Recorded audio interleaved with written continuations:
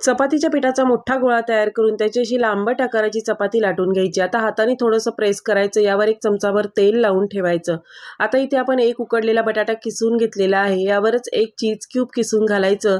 आवडीप्रमाणे बारीक चिरलेली हिरवी मिरची, थोडीशी कोथिंबीर आणि एक चिमूटभर यावर आपण मिरीपूड घालून घेतलेली आहे। चवीप्रमाणे मीठ घालायचं। सगळं मिश्रण मिक्स करून या प्रकारे टिक्की बनवून घ्यायची।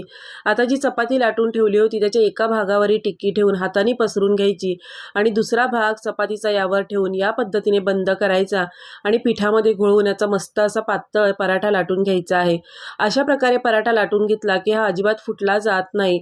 आता मध्यम आचेवर हा पराठा तेल किंवा तूप लावून खरपूस असा शेकवून घ्यायचा आणि इथे आपला आलू चीजी पराठा तयार झालेला आहे किंवा बटाट्याचा चीजी पराठा तयार झालेला आहे। हा पराठा तुम्ही सॉस सोबत किंवा हिरव्या चटणी सोबत सर्व करू शकता। अतिशय रुचकर असा पराठा तयार होतो। तर अशाच नवीन नवीन रेसिपीसाठी चॅनलला सबस्क्राईब करा।